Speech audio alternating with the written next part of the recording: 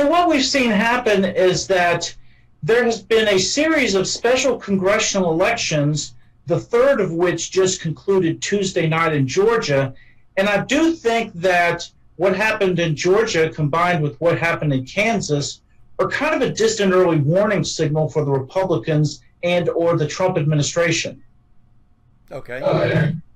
And what's that? So first, a little background I think is appropriate. What happened is that when there were several appointments that Donald Trump made to his cabinet that came directly out of the ranks of the U.S. House of Representatives that created open seats.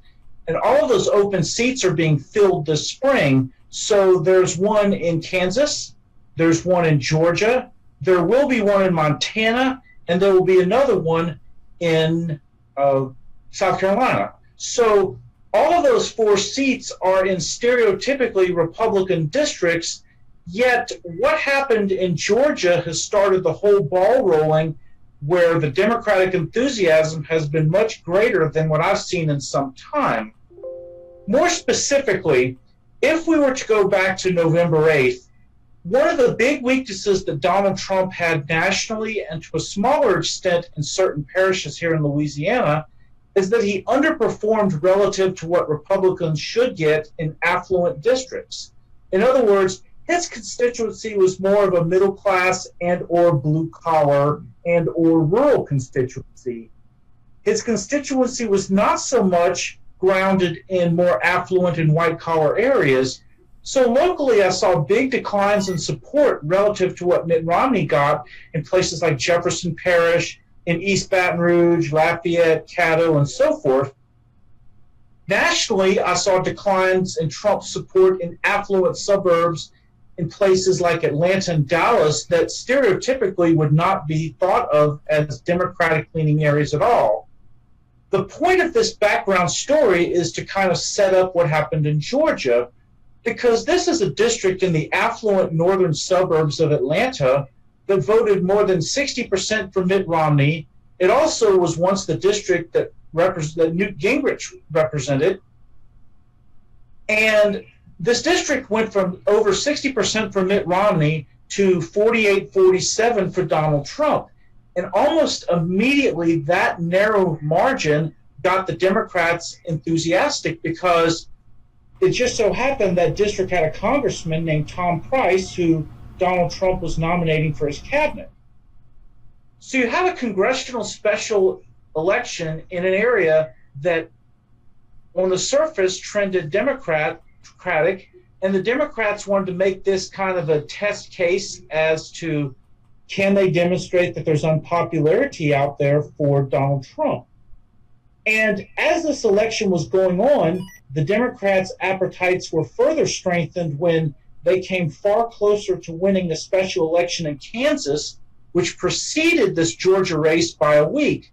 So along comes Georgia, and the Democrats, in my opinion, set the bar way too high because that race was conducted under an open primary system, very similar to what we have here in Louisiana. And there was actually talk of getting the Democrat to 50% of the vote. Well, that did not happen, but the Democrat got 48% of the vote, which when you combine it with the 1% that the other 4 also ran Democrats got, you're talking about the Democrats coming very close to making a major upset in this seat.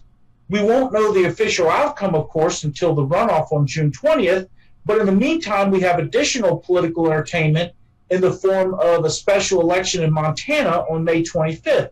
So the point being is all of these special congressional elections, in a sense, or should I say taken together, are a referendum of what voters are thinking of the Trump administration and or Republicans, because these all are heavily Republican districts. 2010, and I'll use 2010 and I'll also use 2006 as kind of comparison years.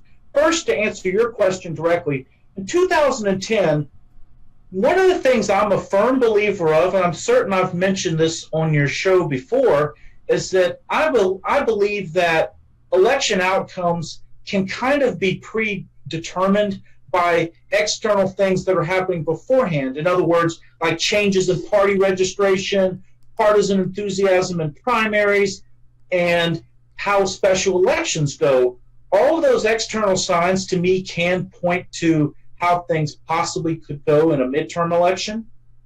In 2010, what had happened was that the Republicans not only took the Virginia and New Jersey governorships away from the Democrats, but they also won a major upset in Massachusetts when Scott Brown, whose platform was that he was not going to be the 60th vote for Obamacare, he upset a Democratic candidate. And you have to keep in mind, the last time Massachusetts elected a Republican senator was in 1972.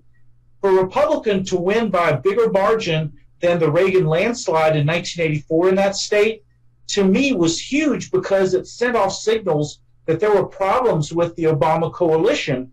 So in a sense, the Scott Brown win was kind of a bellwether as to what was eventually going to happen in the fall. I'm also throwing in 2006 because that was the last time there was a Democratic landslide. There were several races along the way in late 2005 and early 2006 that were kind of a forerunner that there were problems for the Republicans out there. So I believe that a single special election may not necessarily matter, but four of them taken together, if they all are saying the same thing, I think it's definitely something the Republicans need to be very cognizant of.